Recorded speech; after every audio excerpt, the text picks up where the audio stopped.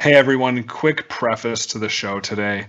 Just want to say rest in peace to Kobe Bryant, who, as of recording, died today.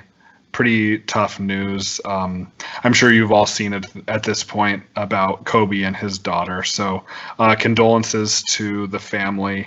And this is beyond basketball. It's tough. Kobe was the ultimate competitor. He was a great player.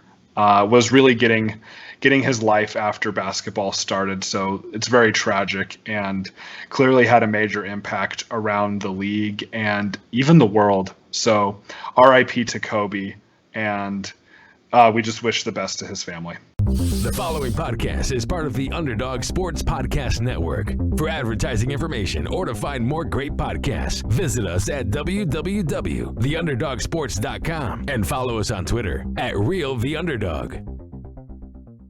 Okay. Well, just for the record, we got Sonny in Phoenix too. 52 to.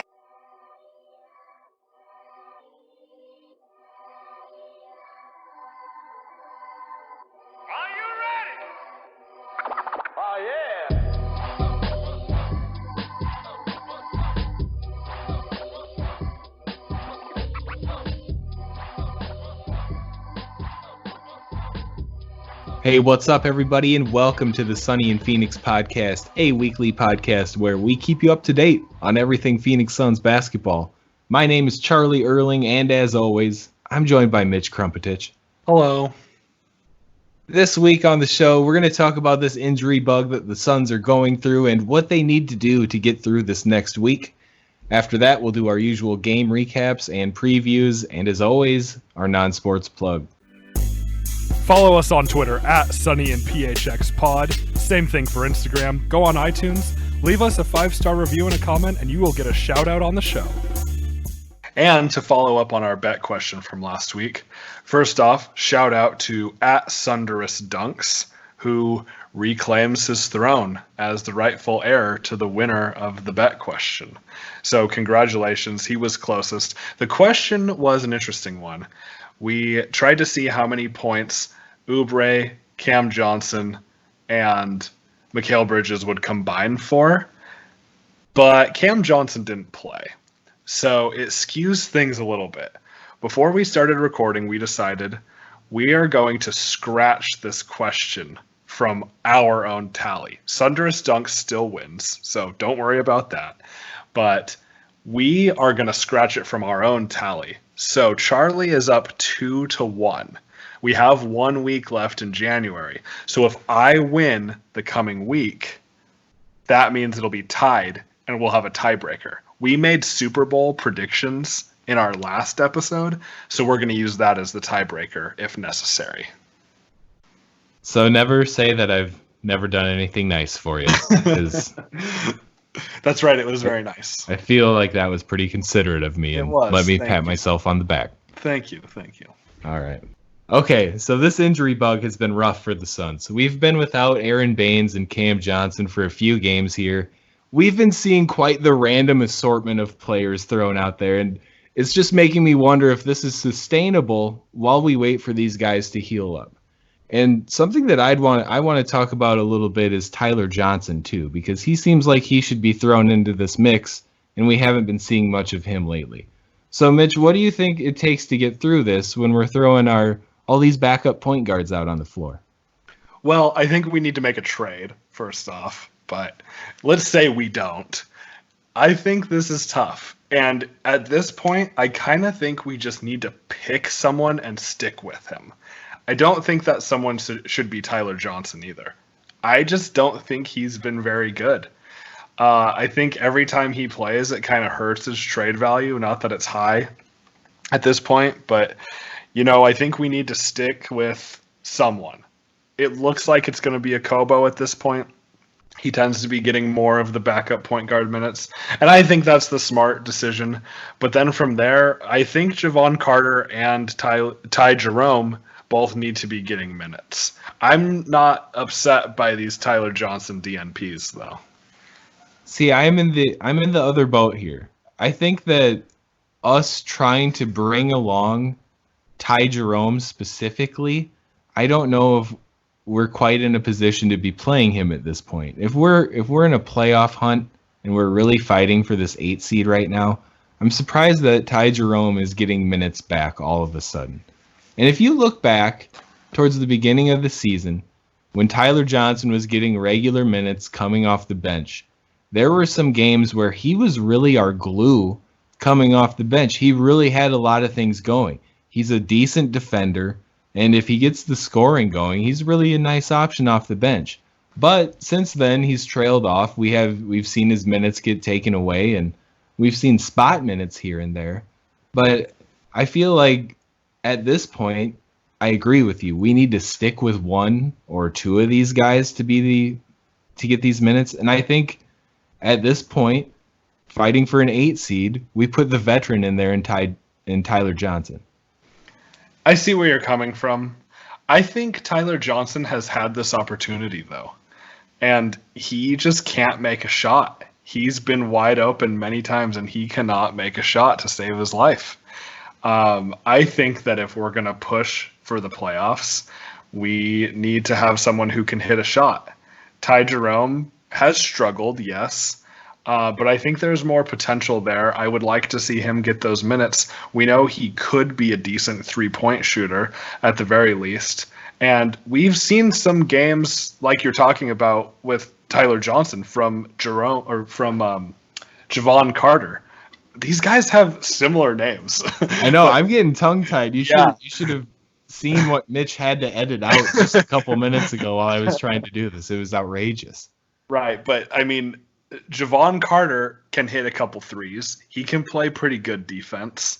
At this point, I would rather have him than Tyler Johnson. And I think the thing that frustrates me is the same for both of these guys. They tend to dribble a little too much, get a little bit ball hoggish, and then put up a bad shot. We've seen this from both of these guys. And at this point, I have more faith in Javon Carter. And it's really tough. I like Tyler Johnson. I was really, really hopeful for him at the beginning of the season, but I think maybe a change of scenery would do him some good. Yeah, and you know what? Javon Carter had a pretty nice game against the Grizzlies. We just finished watching that, and he really made some nice plays. He was hustling. He made some great passes. The ball wasn't dying in his hands in this game. So shout out to Carter in that one. And I know that when we came up with this, I knew I wanted to talk about Tyler Johnson before this game started. And then Carter has a really nice one. But I'm still in the same boat. I think Tyler Johnson needs an extended run at it. I think we can't just rip him out of the lineup if he has a bad game. I just feel like the veterans in this situation should be what help us get closer to that 8 seed. Yeah, I see where you're coming from. I think it'll just be interesting to see what happens before the trade deadline as we continue to inch closer to that.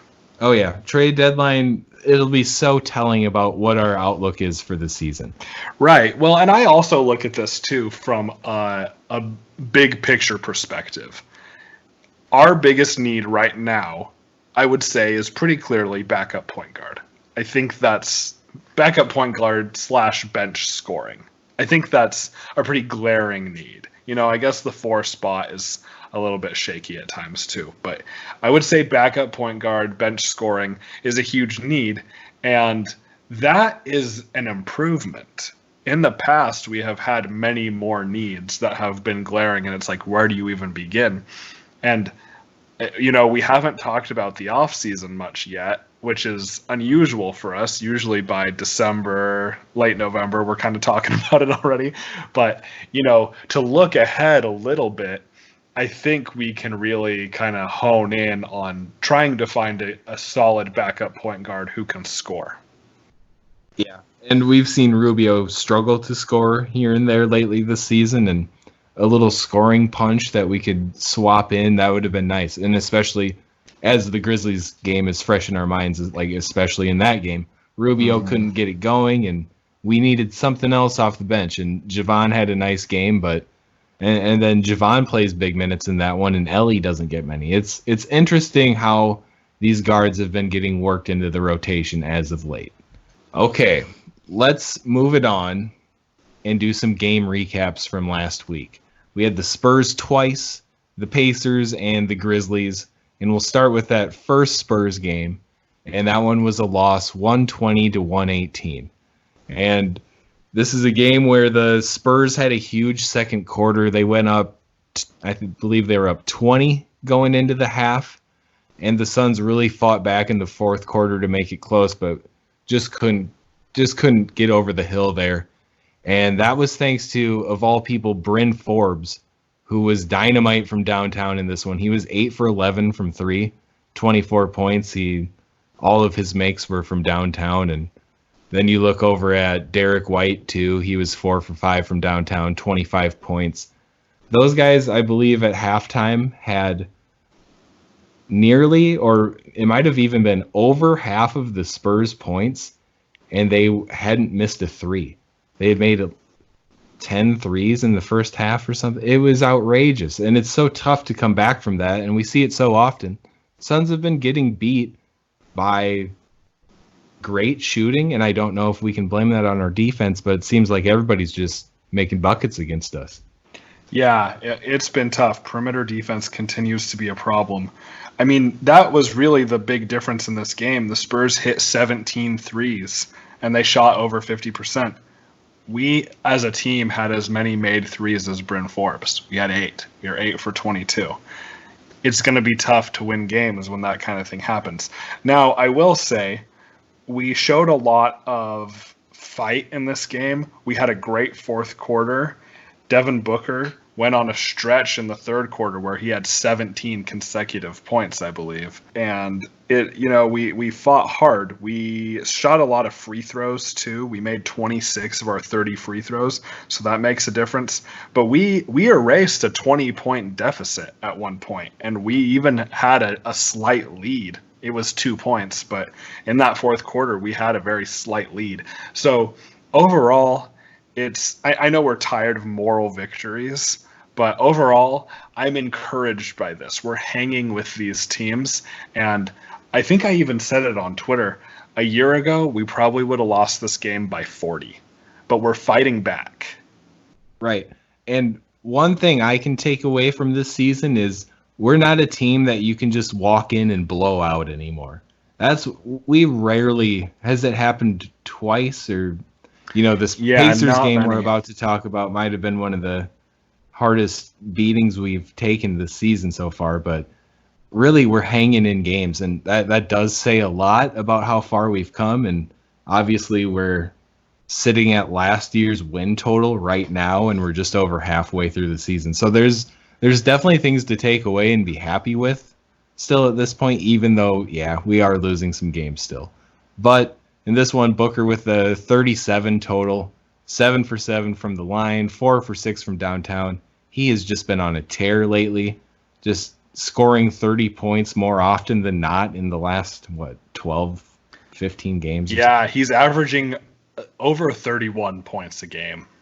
Yeah, he's just been a joy to watch. And in this game, Ayton had 25 points, 12 rebounds, a steal, a block. So we've been seeing Ayton come around and play some pretty nice ball here and there.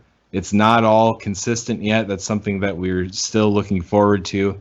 And in this one, everyone in the starting 5 was in double digits. Sarge had 10, Kelly had 15, Rubio had 15 and 9 assists. Yeah, I mean, that's all great, but this comes back to bench scoring.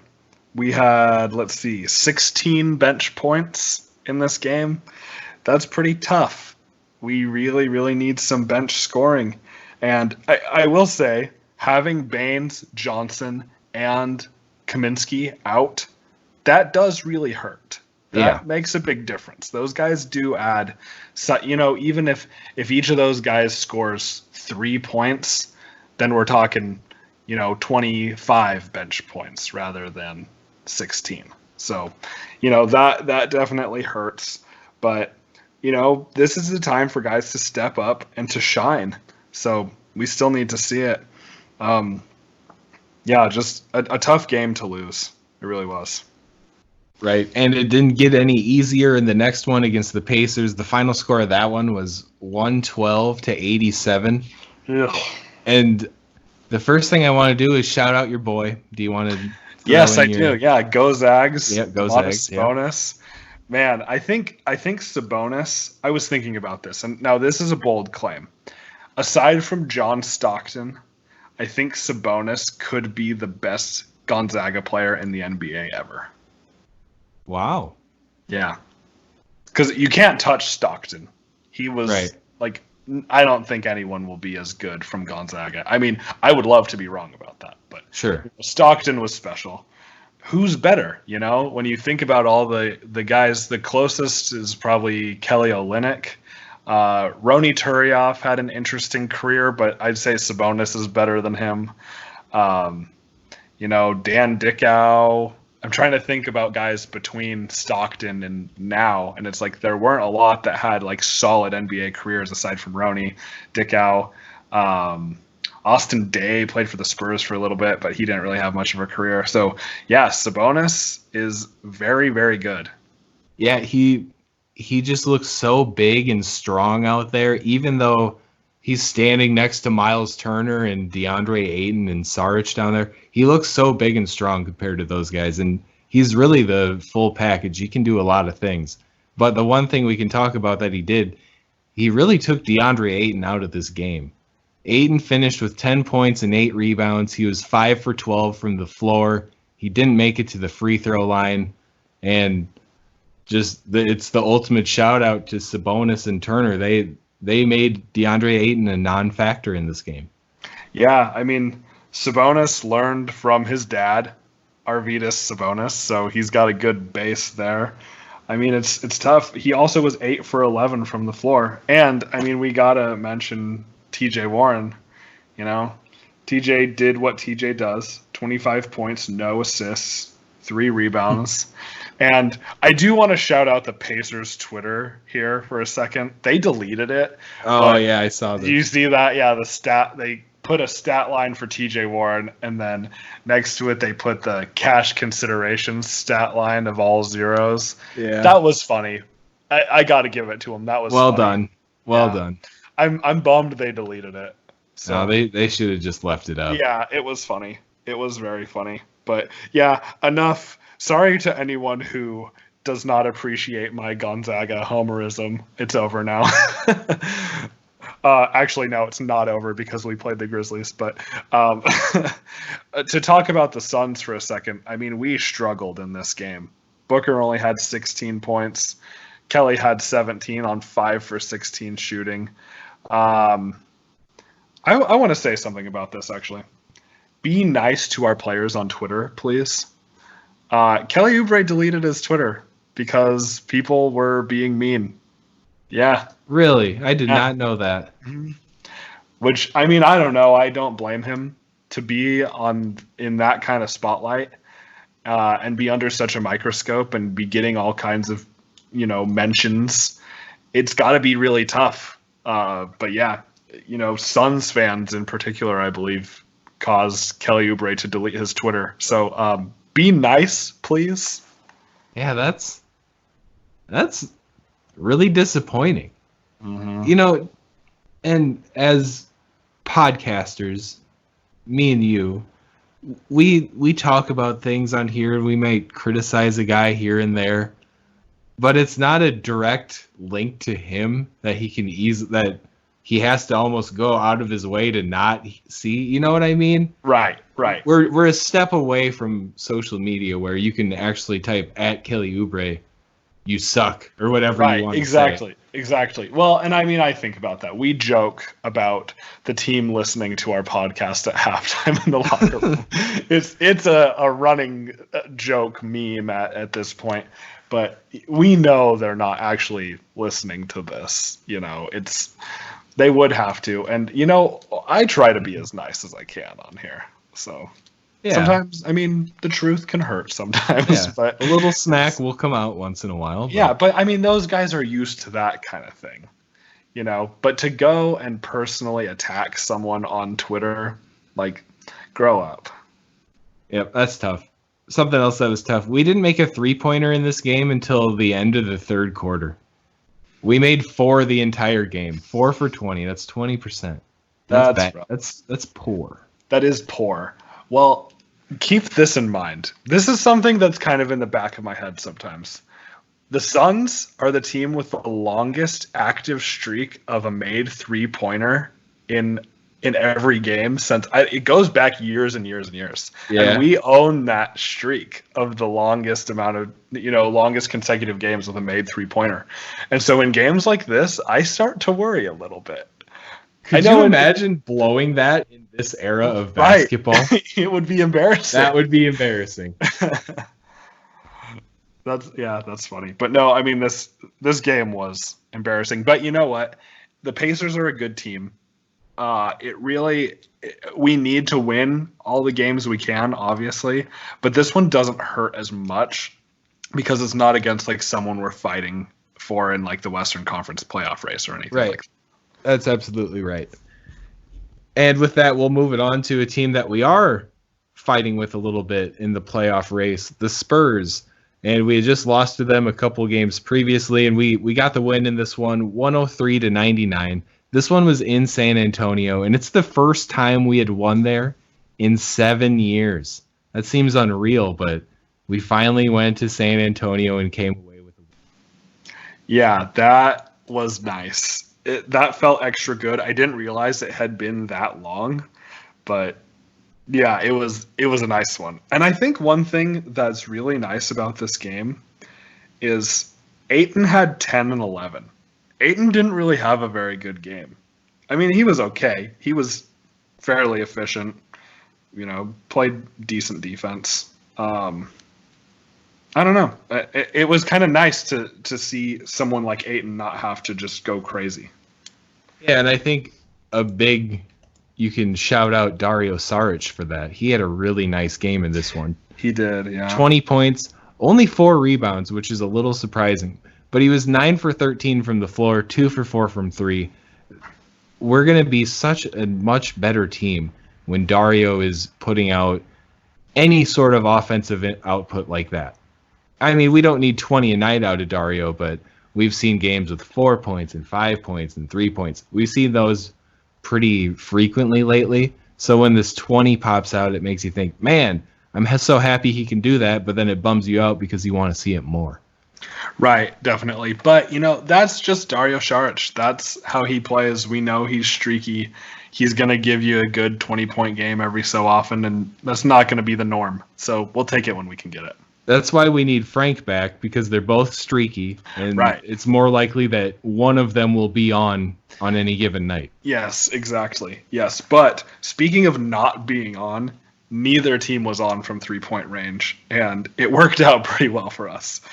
We were 8 for 29, which is pretty similar to our stat line from the first game, but they were 5 for 25. They could not hit a 3 at all. So, yeah, that was pretty helpful in this game. Patty Mills was 2 for 7 from downtown, and I swear every time he shoots, I'm like, that's going in. That's going in. Only 2 for 7. That was nice. And it was. Those guys really couldn't buy a bucket for a while there. Right. But, I know this was a win, but I'm going to nitpick for a second and be a little critical. We had a 15-point lead at one point, and so far, my slogan for this year's Phoenix Suns is "No lead is safe," and that kind of goes on both ends. We've come back from some pretty large deficits lately, for sure. We have blown some huge leads too. So I've been saying this for a long time. I really wish we would play like we're down 5 all the time.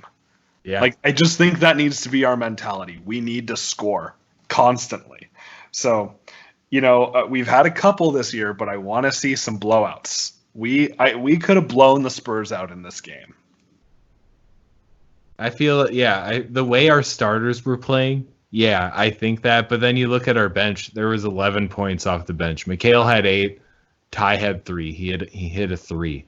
So that just goes to show we're really missing those guys. And, man, it feels so weird to say, what if Frank was healthy? What if Baines, Cam, and Frank were all healthy right now? And we were at real full strength for would that be the second or third game this season? Yeah. Because it didn't last long once Ayton came back. We had to full line up for 1 or 2 games maybe. And then it just all crumbled after that. So Right. we're still missing the real full product of Suns basketball. Yeah, that's true. Well, and think about this too. 3 players is a lot for an NBA lineup. You know, you got 15 on a roster with 2 of those spots usually being two-way contracts, which we haven't played any of those guys. So essentially 13 spots, you know. So even if we say 15 just for the sake of the math, having 3 guys out, that's 1/5 of our entire roster. Yeah, That's a big impact. and then you think there's 5 guys out on the floor. Think how many times that with our bench unit that those 3 guys are out on the court together. You replace that, and that's 60% of the people out on the floor with our bench unit. Right. That's wild. Yeah. Do we need a stat check or a math check?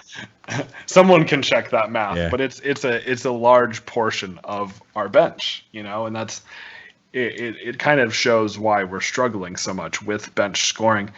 You know, at this point, any game that we can win is going to be solid just because we're missing so much.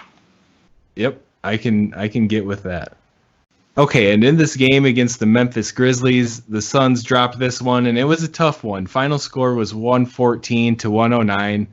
And, you know, in today's game, or yesterday's game, Sunday's game, was the day that Kobe passed away, and that was a tragic moment for everybody who's ever watched basketball, and especially the guys who have played and shared the court with him. A tough day to come out and play basketball, and you know, it feels tough to even criticize them in any situation, but the Suns came out flatter than the Grizzlies did in this situation. Down 30-18 at the end of the first. Yeah, it was tough.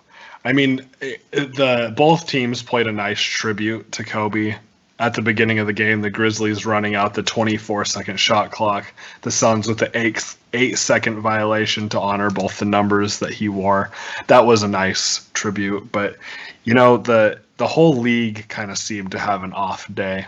I saw a lot of people saying they thought the NBA should cancel the games, and I think that's a nice sentiment. I don't know how that would have worked logistically, but yeah, it was tough. It was tough for a lot of people. Yeah, I know that Kyrie Irving sat out today. Him and Kobe were pretty tight, is my understanding, and I don't know if many other guys ended up sitting out today, but I mean, you can't blame them for that. It's Kobe was an inspiration to so many guys, and especially the young ones. They they were like Michael. Like for me, mine was Michael Jordan, but guys in the league right now, they all grew up watching Kobe, and man, it's so tough. I can't help but get sidetracked when we bring it up because man, this is you know. Yeah, we'll just keep going in on it. Yeah, it's tough. A celebrity death it's interesting to me. I don't know if I've ever been quite affected by something like this before. That, you know, we've all had people in our personal lives pass away, but this was a moment where it kind of shook me a lot harder than I was expecting it to in the moment, because Kobe was a guy who a lot of us Suns fans just despised, because he dominated our team so much. But with that comes respect, because you're watching one of the greatest to ever do it. And yeah, and then just to wrap up my whole sentiment, going out for those guys and playing a game today, I that must have been really tough. Yeah, I mean, Kobe set the model for hard work in the NBA. Right. The stories that you hear about Kobe and the way he prepared don't compare. No one else even comes close to how hard he worked. It is sad. I mean, when I heard about it, I was at a restaurant, and you know, everyone around me, you could hear them talking about it. It was sad, and I mean, to think about his daughter being there as well, and yeah, this was really tough. I'm with you. The celebrity stuff I don't really pay too much attention to, but this one is different. Well, we definitely sidetracked ourselves there. Yeah. I think it's you know, due to the circumstances. I think that's fine, but Yeah. let's try to wrap up this Grizzlies game, I suppose. We've seen Devin Booker just dominating lately. and he put out quite the performance again in this one. And, Kelly had a solid game. DA had some stuff going, but that extra push wasn't there. Rubio only had 5. Saric only had 5. It wasn't a full team effort tonight, and it was a tough one. And it was a big game for the Suns, too. This was a big game. It was. I mean, all of our games at this point are so meaningful. Devin Booker came ready to play. Ayton had 17 and 15. 2 assists as well, which is nice. 3 steals, 2 blocks, played decent defense. I expect at least 20 and 10 from Ayton on a nightly basis. And I know these are very high expectations, but when I watch these games, I set 20 and 10 as his baseline, and then anything above that is what's going to make us win, essentially. That's how I'm thinking of it with these injuries. So 7 for 19 shooting is a little tough. I appreciate, though, that Ayton has been working harder at going toward the basket rather than fading away. He shot 5 free throws in this game, so I'd like to see him shoot more, but that's an improvement. He's getting there. He's still getting his feet under him, but we saw a lot of improvement this week, I think. And it's still a good game. 17 and 15 is good. Right, and that's going up against Jonas Valanciunas and Jaren Jackson Jr.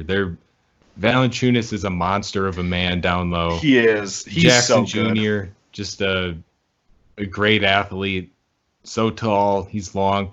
And the three-point shooting tonight, I mean, man, he was 3 for 6 from downtown. He's been doing that a lot lately, but he's really bringing his game together. And when you see how he can play, and then Ja is something special. Ja had too. a good game. And then there's Dylan Brooks. I'm not sure if he does this against everybody or it's just us, but he's been playing great. It's they've got quite the squad, it's for sure. They do, yeah. I mean, Ja with 23 points, 5 rebounds, 8 assists. Rubio couldn't guard him. Ja was just too fast. We tried putting Bridges on him. Still didn't really work all that well. Javon Carter for a little bit. No one could really do anything. Ja Morant can jump so high that sometimes he just barrels his way to the rim, jumps as high as he can, and then makes a decision. And he has enough time to do it. And every time he does it, I'm like, wow, that's a stupid shot. And then it's not even a shot. He makes a different decision while in midair and kicks it out. And it's unreal. Yeah, it's that total body control up in the air. Like when he takes off, he knows what he's capable of and not. And, a lot of the passes, you'll get some turnovers making passes like that. But more often than not, he was making the right play, and he was really impressive. He's so fun to watch. He is. Yeah, I really like him. And Go Zags, another shout out. Brandon Clark, another guy who's fun to watch. He didn't have a great game or anything. I mean, he was okay. 10 points, 7 rebounds. He does what you kind of want to bench big. Good defense, 2 steals, a block. I would like someone like him on our team. That'd be nice. Someone a little more athletic than like Frank or Baines. I like both those guys, but yeah, it's nice to have an athletic backup big like that. Yeah, and we're missing that. We don't have anything like that at the power forward spot. We have Ayton, who's a great athlete down there. Diallo is a solid athlete, but not quite as dynamic as some of these other guys. But then there's Dario and Frank, who aren't on the table when it comes to this discussion. Right. Well, and you know what? I think Brandon Clark is kind of what we all hoped Marquise Chris would have been. Yeah. You know what? I follow Marquise Chris still, and I've been watching his stat lines with the Warriors, and he's been getting minutes there. He starts every once in a while, and yeah, they're in a rough position, similar to the position we were in while he was playing for us.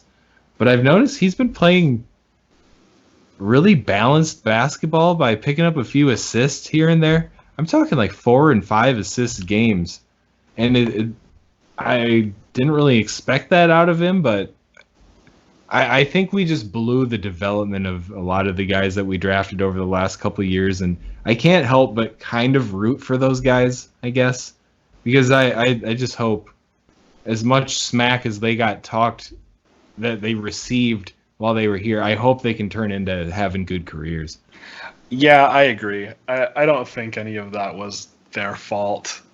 I mean, partially. Showing Josh up Jackson may have messed up once or twice. Josh Jackson, Marquise Chris showing up to Summer League completely out of shape. Yeah, that's kind of his fault. Yeah.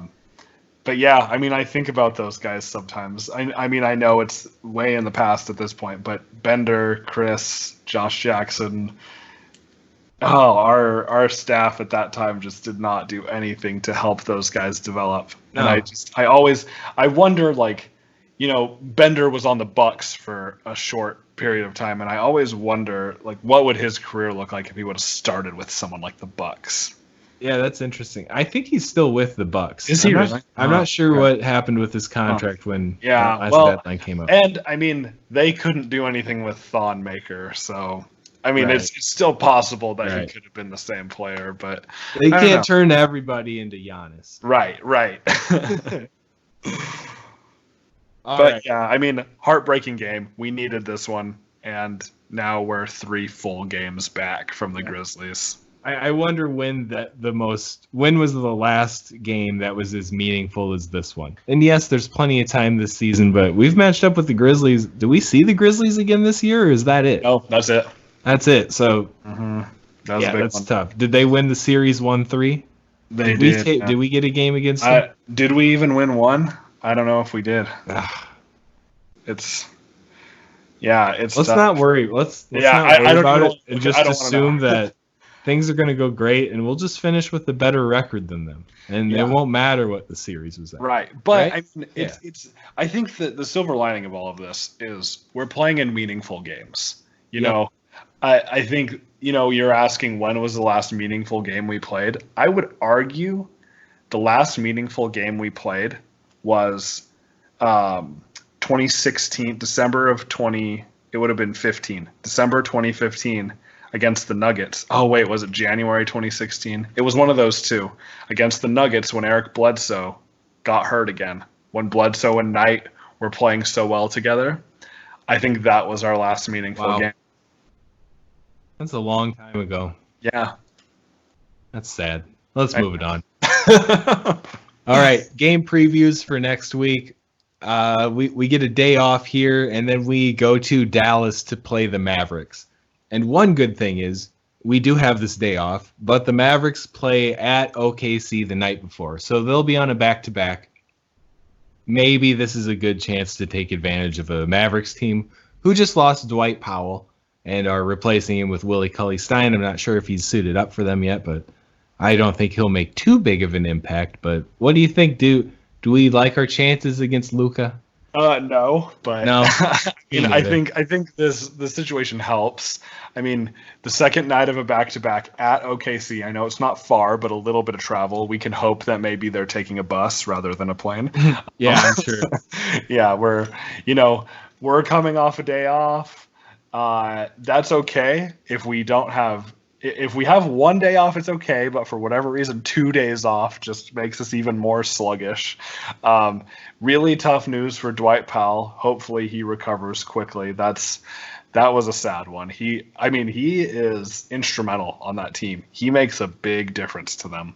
So that's a huge blow. Willie Cauley-Stein, I've never been a fan. I never thought he would be. I don't think many people ever have been. Yeah, I don't know. He's just not really what I like to watch when it comes to basketball. So I don't think he makes a huge impact. But a lot of times when we say that about guys who are playing the Suns, they end up making a massive impact. So I don't want to speak too soon. Willie Cauley-Stein 2020 game incoming. I hope not. But I mean, I don't know. The way the Mavs play just doesn't really suit our defense or lack thereof. Luka is a great three-point shooter. He's got good range. We couldn't stop him last time. I don't know. Yeah, I don't know either. You just got to hope that Kelly and McHale are up to the challenge that night and do whatever they can to throw him off of his game. Because if we can do that, That's the only thing you can do to win against that team. You got to make sure that Luka doesn't absolutely take over. Right. Well, and I will say the last time we played Dallas, we were without Ayton. And I know we had been saying for a while, oh, this game would have been different with Ayton. He's got the chance to. Sure, to there us. we go. Yeah, that. I hope that's motivating to him. It's got to be. If Ayton has any sort of pulse going through his veins, he's going to be motivated to go out there and play a solid game against Luka and remind people why he was picked first. You got to think he'll do it. I agree. I definitely agree. And let's make this our bet question. Oh, We didn't talk about this before. nope, but off the cuff. this is a Let's good do it. game. Off the cuff. Let's see here. We've been doing a lot of points, so maybe we stray from that. Let's see here. Playing the Mavs. We're talking Ayton. How about this? Ayton's going up against Willie Cauley-Stein. Let's go Ayton rebounds. Ayton rebounds. I'll go. It's kind of a tough one. Yeah, because you got to go over 10. You got to assume he'll grab over 10. He's averaging over 10, a little bit over 10. And, what's stopping him from grabbing 22 or whatever, 23? I'll go 15. Seems like a nice base. Okay. I'm going to go 12 just because at the beginning of this month, I picked 12 and I was right. And I said, maybe I'll just pick 12 for everything. So I'm going to go 12.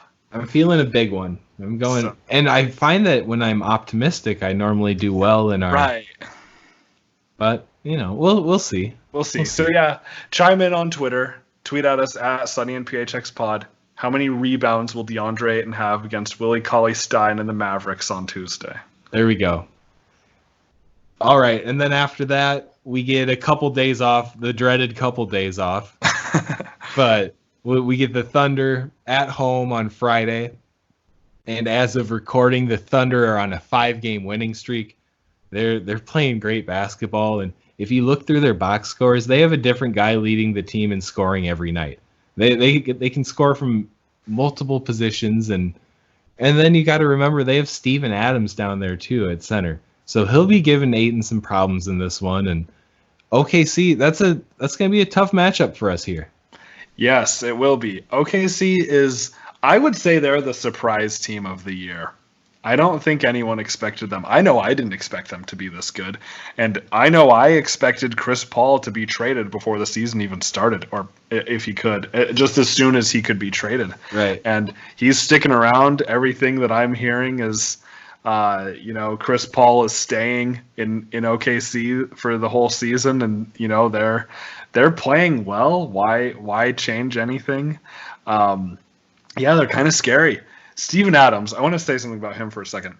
He was interviewed by Zach Lowe fairly recently, and Steven Adams, he's a young guy. He's 24, 25, around there, 26 maybe. He wrote a book recently, and the interview made me want to read this book. He's hilarious, very insightful, really interesting guy. He's got a great story. Is it like an autobiography? Is it about his upbringing? Yeah, oh, I bet that'd be good. Yeah. I've heard some stories about he had a pretty rough upbringing, and he was one of like 350 children or something like that. Maybe not 350, but yeah, Part I of think a really he's got, big family. 8, 9, 10 siblings. Yeah, that'd be good. I'd like to check that out. I should probably listen to the Zach Lowe too. It's pretty good, but Steven Adams, aside from being an interesting guy, is a good basketball player too. Yep, can't forget about him. I would love to have Aaron Baines for this game. It doesn't seem like we're going to, but he would be very helpful. So yeah, I guess he's probably getting reevaluated after that game. But we could use him. Yeah. These are going to be 2 tough games to round out the week, and the next one's against the Bucks on Sunday, and it's at noon local Arizona time. It's in Milwaukee, so that's crazy business. That's a really early game, but Super Bowl. I think if it lines up correctly, that Baines and Cam Johnson should be reevaluated the day of this game, So maybe there's potential that one or both of them come back, but maybe it's neither. Maybe they wait until the next one. And then again, Frank Kaminsky will be getting reevaluated shortly after this, sometime in the next week. So it's all coming together. I don't think we're going to be at full strength for the Bucks, and even if we were, I don't think it'd really matter. And I was going to say that same thing, but keep in mind that last season we swept the Bucks. Yeah. So I don't know. I'm excited. I want to see us throw Ayton back on Giannis. Yeah. Why not? What do we have to lose? It worked last year, right? Yeah, we'll see if Monty goes with the all. I don't know who was even our coach last year. Igor Kokoshkov move. Wow, I can't believe I forgot that. Jeez. How do you forget Igor? I know, jeez. But yeah, we'll see if he goes with the Kokoshkov tactic of having Ayton guard Giannis. So yeah, we'll see. These games are meaningful, but it could be a rough week. So buckle up, hang in there. It's still, still an improvement from last year. But with that, we will move on to our non-sports section of the show. This week's question is, if you could play a musical instrument that you don't already play, what would you want to learn? So full disclosure, I used to play the baritone or the euphonium. I'm sure a lot of you don't know what that is, and I'm sorry for you all that don't know. But that's funny. Aside from being a great baritoner, as I am, I'd really like to be able to play the saxophone. I grew up listening to a lot of jazz music. My dad was a big jazz guy. I'm not going to say that I like Kenny G. Oh, please don't. You hate Kenny G, don't you? I wouldn't say hate, but I am not a fan. No, but that's fair enough. Kenny G has his own brand. That's fair to say. His own. There's a Kenny G board game. Oh, I bet that's fantastic. Yeah, I saw it at Target the other day. Oh, I don't know what could even constitute a game out of that, but I don't know either. We should buy that. Maybe.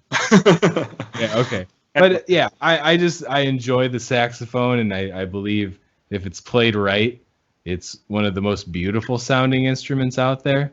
I just really like it. And unless you're Kenny G, you're going to look pretty darn cool playing a saxophone. If you play it well, you're going to be looking cool. Like Lisa Simpson style? Exactly. Yeah. The first thing I think when I see Lisa Simpson playing the saxophone is, she's cool. Cool.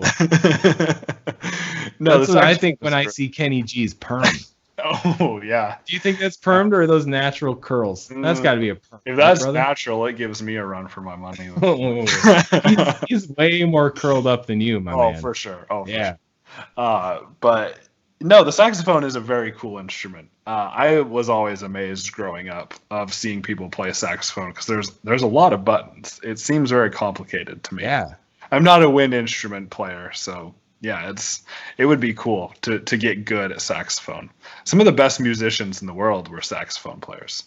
For me, though, I've talked about this on the show like years ago.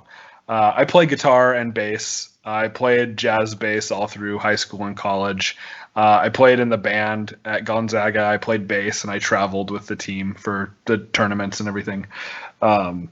I like to play. It's a lot of fun. I mostly am playing the 7-string guitar lately. But if I could play something new, it would be piano.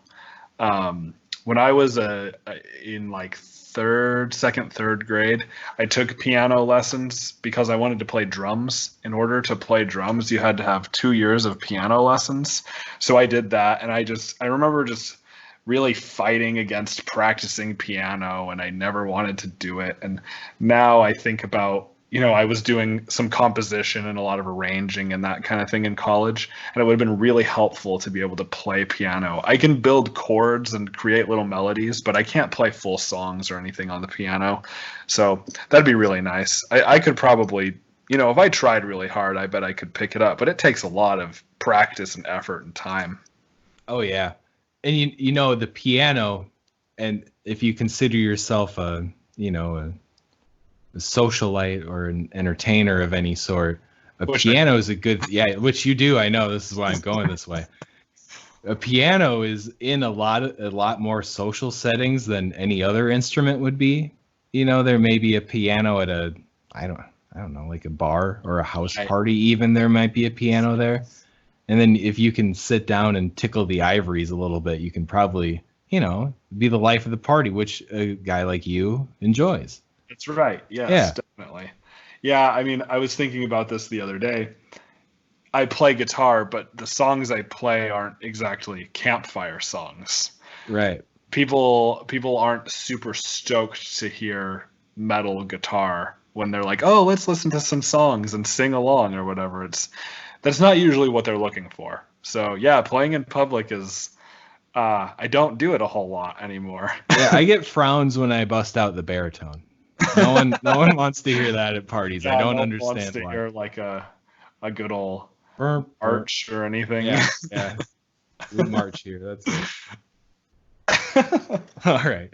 Yeah, that's the perfect time to end the show. To end the show. I can't even talk anymore. We're finishing up. Thank you guys for tuning in. Check us out on social media at Sunny and PHX Pod. That's Twitter and Instagram. Tough week for the Suns, but we're still in reach of that 8 seed. It's not all over yet. There's meaningful basketball yet to be played. So tune in again next week. We'll probably talk about the Suns a little more then. 213 weeks in a row or some business like that. We'll be back. We'll see you guys then. Go Suns.